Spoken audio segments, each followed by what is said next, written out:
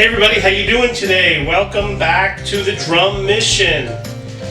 Today is an instructional, and we're talking about the Steve Gadd groove that he did in On My Way Home with the Gadd Gang, the version he did back in the 80s.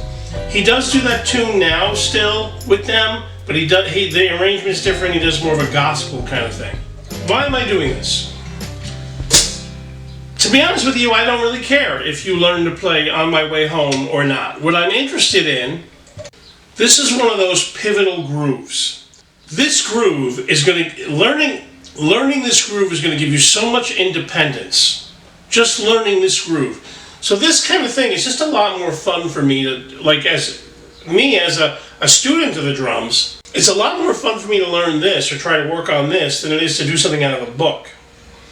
So this is a 16th note groove. This is the kind of the groove I did, a slight variation on the groove I did in the intro. That's why I did that, right? It's that groove. So this is an open-handed groove.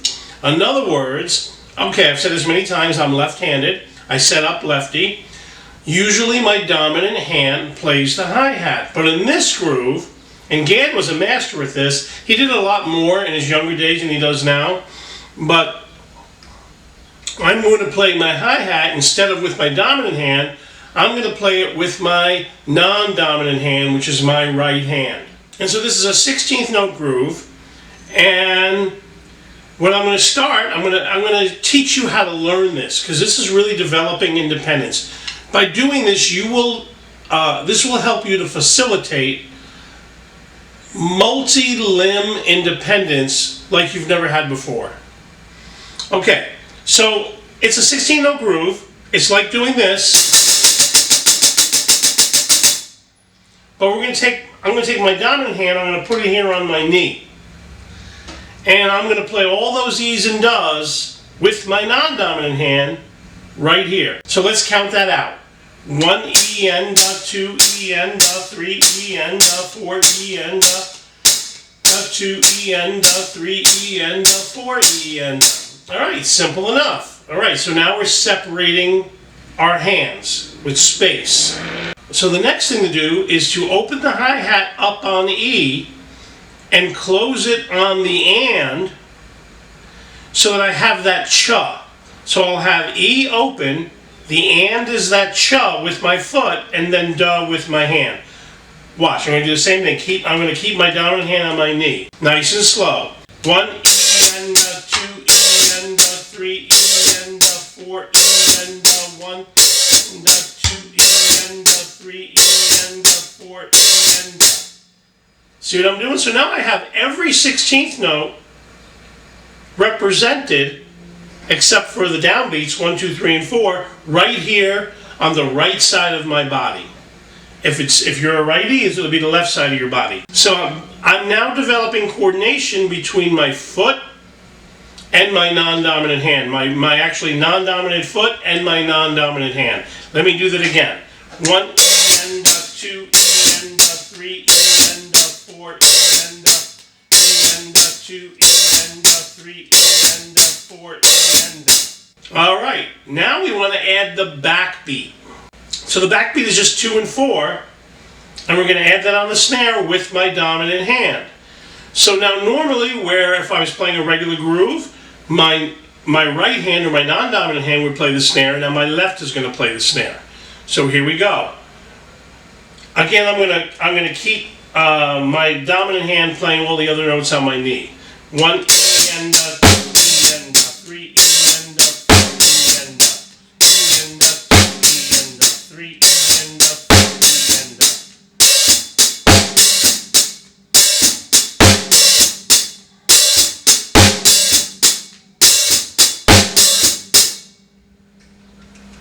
We're heading more and more and more. Finally, I'm going to add my feet. And let's start simple. We're going to start on just 1 and 3. 1 and 3. So I'm going to add my bass drum foot on 1 and 3. So here we go. Again, I still got my dominant hand playing my thigh or knee or whatever you want to call it. 1. 2.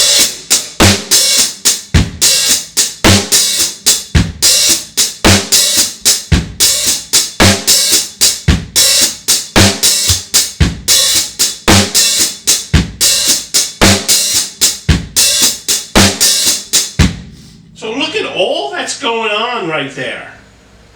I have coordination between my 2 feet.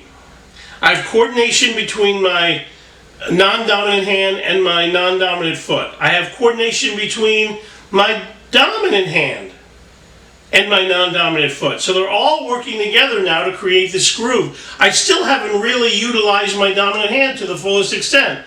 So, but my next thought is to add variations on the bass drum. Variations on the bass drum. Check it out. And you can do anything you want. You can add anything you want. Just keep trying. This, for me, I started with just doubles on my foot.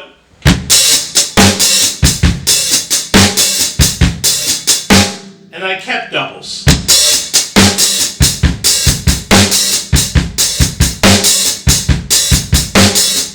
Now I wanted to get that E in there.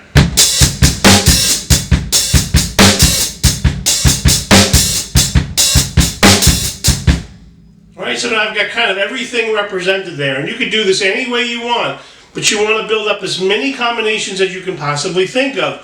Because look at all that you're doing. You got like a symphony going on. You've got your 2 feet working together.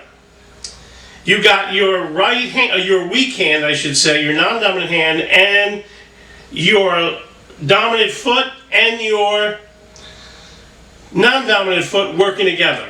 And then you got your dominant hand just kind of helping out a little bit. And we still haven't added it all. We still haven't added it all. So I hope you're catching on. I'm not really trying to teach you a groove. I'm teaching you how to work up to something. Because what I'm trying to do, if I do this on a regular basis, now I learned, to be honest with you, I learned this groove about 30 years ago, 40 years ago. Actually, I learned it I'm 63, so I learned this in my early 20s.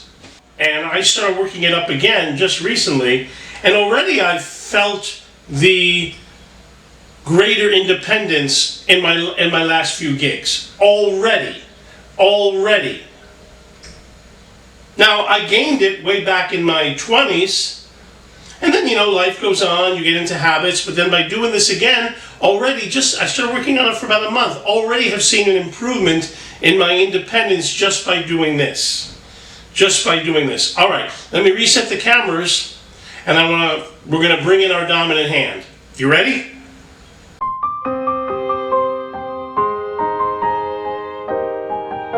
Let's bring in the dominant hand. So all I'm gonna do is take what I've been doing on my thigh or whatever, on my knee, put it on the cymbal. Now I just started working, since I just sort of revisited this groove, I started working on doing some patterns here.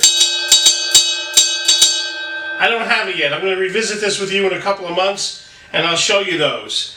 But I'm just going to take right now what I've been doing on my thigh and put it on my ride, and then I might move it around later. So let me show you. Very easy. We're just doing everything we were doing, and I'm adding that. Here we go.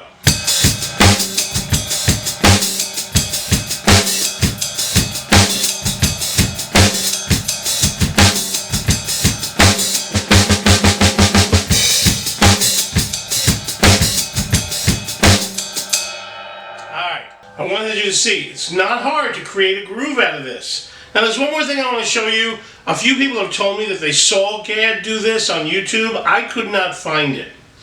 It's a variation of this that's a little more difficult to play. I don't think he ever did it. I don't think it sounds good. So we're going to take the snare out of my dominant hand, and we're going to put it here. So I got the whole groove being played by my right hand, which would be your left hand if you're right-handed. Right, so it would be this.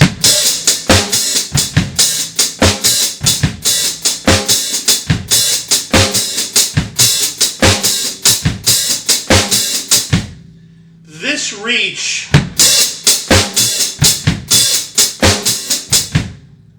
it just feels way too awkward for me.